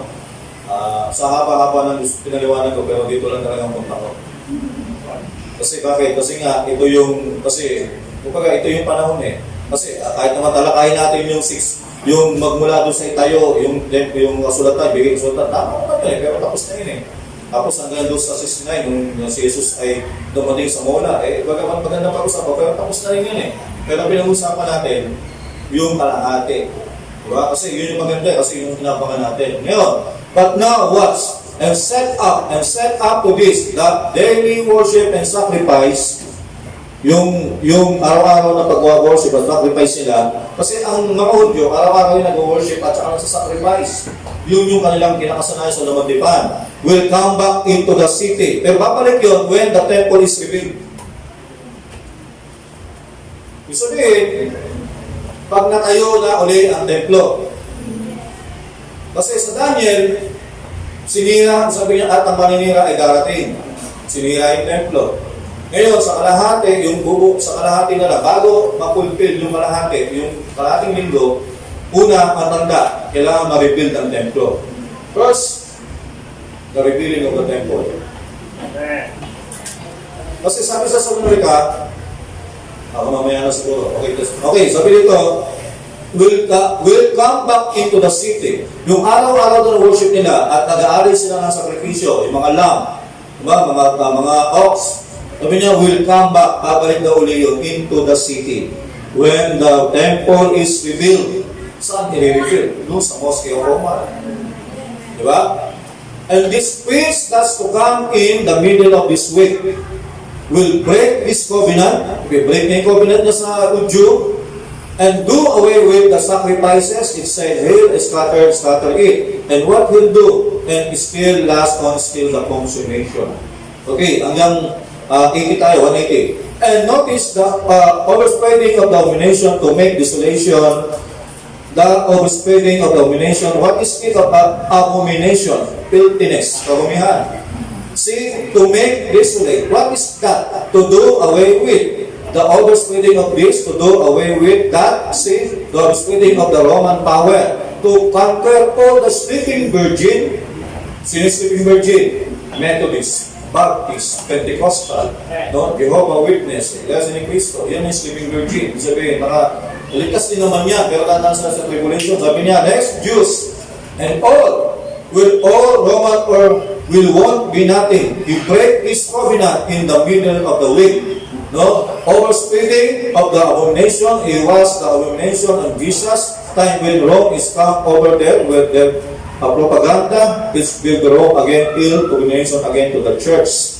To make desolate and shall continue unto the consummation. What will he do? He will continue it on the consummation at the end. Now, the Jewish and the Romanism, Protestantism, that is the sleeping virgin, shall consolidate themselves together in the form of the federation of churches. And it will be like Jesus said in Matthew 24 and from the Revelation 13, verse 14. Okay, ngayon, hindi ko alam kung anong dahilan kung bakit nagkikira ngayon sa Israel. Pero ang nakikita ko lang, kung ginigera sila ng mga Islamic, kasi ang Budyo hindi yan Islamic. Kung walang makapagpatigil sa kanila para mag-gera, sino titigil? O, sabihin, hindi naman siguro titigil lang kung walang hinihinging kapalit ng both side. Bawa ako, Israel ako. Titigil lang ako kung makuha namin yung templo ng Omar. Tayo namin templo. Aling ganon. Pero hindi ko sinasabi, ha? Wala ko lang sinasabi sa mensahe. Pero sabi ko nga, uhukayin natin sa mga muling magulong pagkakataon. Kung anong reason bakit nangyayari ngayon sa Israel. Pero, ang sinasabi lang natin, maaaring nangyari yan, pagkatapos nito ay titigil ng gera, pero at the same time, makakagulat tayo. Kung sa panahon ng lumatipan, natayo ang templo, 49 years. Pero ngayon, sa panahon natin, wala nang imposible. Yung tapos ang building, kaya lang itayo ng 2 taon. Tapos na. Hamos mo pa ang templo. Sa panahon natin, masyado ng high-tech. Baka ilang taon lang natayo ng templo. Ngayon, ang unang patandaan, tingnan nyo mabuti. Pag nakita natin na muling naitayo na ang Temple of Solomon, pakainit na. Pero hindi sinasabi magpakalamig kayo ngayon. Pero sabi ko nga, masyadong mabilis ang panahon. Huwag kayong maging kampante. Tingnan nyo ang orasan. Kumbaga, gawin yung guide ang Hudyo. Magmasid-masid kayo sa Hudyo. Balita kayo. Mamaya, inyo na, simula na palang i-build yung third temple. Solomon Temple. Ngayon, pag naitayo na yan, sabihin natin, baka 6 months lang, natayo na yan, mapakabilis. Ibig sabihin, ano bang oras, pwede na mag-rapture. Pag natayo. Ano bang oras?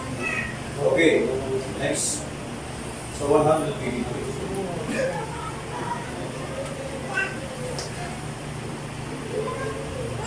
Okay. Kasi bakit kailangan tayo ang templo?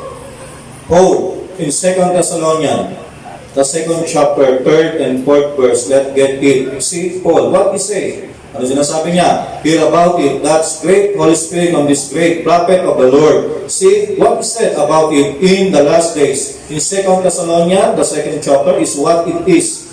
Alright, sir. And begin with the 3rd verse. And I believe it is. Alright, let's read now. Listen close, everybody. How many believes that Paul was filled with the Holy Spirit? Okay. Amen. What's here? Let no man deceive you by any means, for that day shall not come except there come a falling away first. Una, hindi daw darating ang taliwakas kung hindi darating ang end of the world, kung hindi darating ang falling away. Saan nangyari ang falling away? Sa church.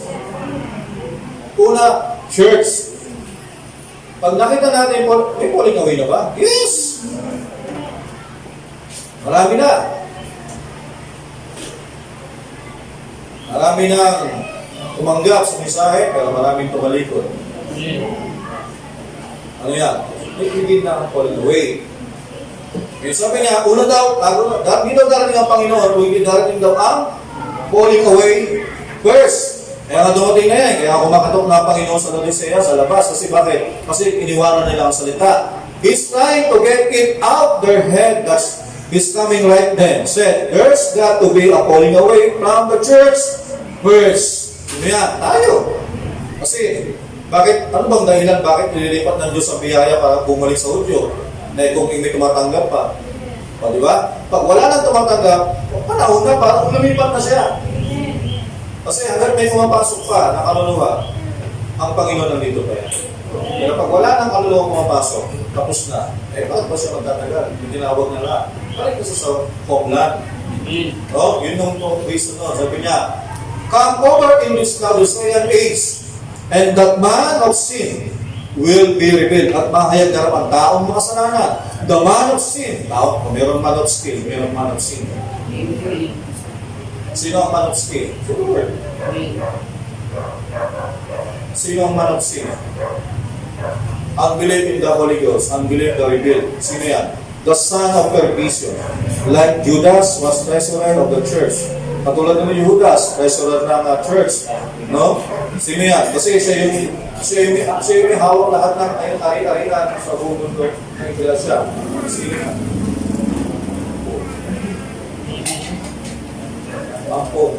Sabi niya, who oppose and exalt him above all that call worship, so that he, sabi niya, that he is God, seated in the temple of God. Kasi ang talagang, hindi naman, si Paul kasi, basta siya nakaupo ngayon, sa Roma. Pero hindi naman alam niya, ang Roma, hindi naman talaga yung original temple of Solomon. Ang alam din po, ang Solomon talaga, ang God's kingdom ay sa Jerusalem. At alam niya sa Temple of Solomon. Ngayon, bibigyan ng pagkakataon may tayo ng Jerusalem, ang temple, kasi mayroong copy na. Pag naitayo na, saan na siya upo? I-break na yung copy na. Ako po na sa bulsa. Temple. Ngayon, pag yun ang isang reason, ngayon, pag nakaupo na yung pinirate niya, ibig sabihin, magsisimula na, dito na yung dalawang saksi, ibig sabihin, papalo na ulit yung 3.5 years. No? Ang mga araw si Moses ni Elijah, sa loob ng 3 taon. Actually, ang 3.5 years, ay ang paglitaw ni Moses ni Elijah sa Israel. Pero sabi, paglitaw nila, wala na ang church dito. Rapture na. Kaya ang sinasabi ko, napakanipis na ng panahon natin. Kaya, huwag tayo maging pamampante. Sinasabi ko lang, kaya kung sinasabi, nakita ko sa inyong orasan, masdan nyo na ang video. Para masabi ninyo na anong panahon na bang kinabubuhayan ko ngayon. At kayo ang kasabi. Ngayon, pag naiwanan kayo, hindi pwede sisihin. Wala kayong sisihin kasi bakit iwanan na kayo ng tanda. Iwanan na kayo ng orasan, pero hindi kayo tumitingin sa oras. Kasi tumitingin kayo sa sanlibutan. Tingnan nyo ang video, tingnan nyo ang orasan. Ngayon, pag nakita nyo ang video, so yun yung panahon na para tayo ay sabi niya, Tinochalasis, brother, is there a person of the earth outside of the Vatican that knows that Curtis is God? Yan, yung Pope na yan. Okay. So, ngayon, hindi ko alam, no, kung nangyayari sa bayang Israel ngayon, bakit nangyayari na puro gera. At nakikita ko lang, no, sisilipin natin sa mga ibang pagkakataon. Pero ang sinasabi ko lang, masyado ng manipis yung ating panahon ng pagkukuha. Kaya, huwag hindi maging dahilan. Tatay ko naman, magagawa. Tatay ko naman, believer. Nanay ko, believer. Hindi po. Pagdating sa Gentile, ang kaligtasan, kanya-kanya. Sa Hudyo, nation. Pag isa kang Hudyo, pag nakatbo, kahit Hudyo ka nga, nandito ka sa Pilipinas, kailangan bumalik ka sa homeland. Kasi doon ang pangako. Dito walang pangako. Kasi bumalik ka sa homeland, doon ang pangako. Pero tayo, bilang Messi believer, individual. Sabi mo, Lord, maliligtas ako kasi nanay ko naman believer, tatay ko believer. No? So, kanya-kanya tayo naligtasan. So, kung narinig mo malit ang araw, kung narinig mo ang isang ito, sabi ng Biblia, huwag mong ipag. Huwag mong sabihin bukas na lang. So, ngayon ang araw ng kaligtasan. Kaya sa atin, no, yung sabi ko lang, iwanan ko lang kayo ng isang kaisipan, napakalipis na. Panahon natin. Pero, huwag naman yung parang sobrang nipis na, wala na kayong gana magtrabaho, parang nalang na kayo na Panginoon, narating na kayo. Hindi. Sabi pa rin, enjoy your life. Pwede pa rin kayo mangarap. Kung dumating sa nangangarap pa rin tayo at yung pangarap natin ay binubuo natin, di napakaganda. Pero sabihin, mamuhay tayo. Sabihin, mamuhay tayo kahit papatuloy tayo sa araw-araw. Baka namin sabihin mo na ayaw mo nang kumain, ayaw mo nang lumabas. Kasi gagawin na siguro talaga yung isa kaya ganito. Baka mauna kasi yung paraan. Diba? Pero sinasabi ko lang ituloy yung buhay. Enjoy nyo yung buhay. Kung may pera kayo, enjoy nyo. Kayo, tutuloy nyo na gusto nyo tutuhin. Kung bilhin nyo na dapat yung bilhin. Pero sige, kasi enjoy nyo yan. Kasi, ano pa hintayin nyo? Baka ba yan? Gusto nyo enjoy na, panang-rapture na sa akin yung pera nyo. Sige, unti-unti. May mga pangarap kayo. Gagawa kami ng bahay. Brad, okay na magpagawa ng bahay kasi mag-rapture na. Sige, kung may pagpagawa ka, pagawa mo. Diba? Wala kang masama. Kung gusto mo magtrabaho, wag ka lang masama, tuloy-tuloy lang. Pero darating ang Panginoon, mas maglilingkod ka lang. Magpatayo ang bahay. Kasi gusto mo maayos yung inyong masisilungan. At gusto mo magtrabaho para sa iyong pamilya. Nasa duty ka pa rin. Diba? Naglipas at maglingkod ka na nasa kalooban ka ng Panginoon. Dumating man ang Panginoon kahit wala ka sa gawain. Pero masaklap, dumating ang Panginoon ngayong araw. Sa Amerika ngayon, Sabado na madaling araw. Tapos 12 ng gabi ngayon, Sabado sa kanila. Ang Julio sa atin ngayon, Linggo ng madaling. Kung dumating sa limbawa, Linggo, sa kanila, Sabado ng gabi, tulog sila. Pero tayo ngayon, dito tayo, dumating lang tayo ng araw na ito, Linggo. Tapos maraming wala sa kalooban naman. Wala naman sa gawain, pero sa bahay na nga, hindi nakapunta. Pero hindi man lang buklat ng Biblia o nagbasa kasi araw ng pagtitipon. Dumating ang Panginoon. Diba? Ang masaklap doon. Pero sabi, dumating man ang Panginoon, tatrabaho ka. Kasi kahit man nagmumutot naglilingkod ka sa Panginoon na mamadali ka makabol yung oras mo pero naglilingkod ka sa Panginoon. Dumating ang Panginoon. Praise the Lord. Kasi ba kayo nasa full duty ka? No? Dinatnang ka ng Panginoon na mamasada ka. Dumating praise the Lord. Kasi ba dinatnang ka na naghahanap buhay. Kung dinatnang ka niya na diba? So lahat ng pagkakataon na sabihin, huwag natin sayangin. Kaya nga, kung may negosyo, mag-negosyo, kung may hanap buhay, kung may ayusin kayo sa bahay, ayusin nyo. Sabihin, hindi nyo lang, pero dating ang Panginoon na kukunin pa rin na kayo. No, basta tayo nasa full duty lang mga kapatid. Pero sabi ko lang, tingnan lang natin ang Israel, masdan natin sila. Sabihin, at kung mas malapit tayo ngayon sa Diyos, at nakikita natin lahat ng bagay na ito, maging mas malapit tayo sa Diyos. No? At yun ang isang bagay mga kapatid. Huwag na tayo magpatumpik-tumpik pa. No? Kung ano pa yung gusto ninyo at meron na, magpasalamat na tayo. Kasi nga, baka ngayon gusto mo magtrabaho, hindi yung may tanggap dito. Kung kayo naka-apply sa Middle East. Ayun, ang hirap ng buhay ito. Gusto mo pa yung tatrabaho kayo, puro yung mga photo ka ng mga missile. So, hindi kayo makatagal, uwirin kayo. So, sabihin, ganyan lang mga kapatid. Kaya sa atin, yun ang atin, no?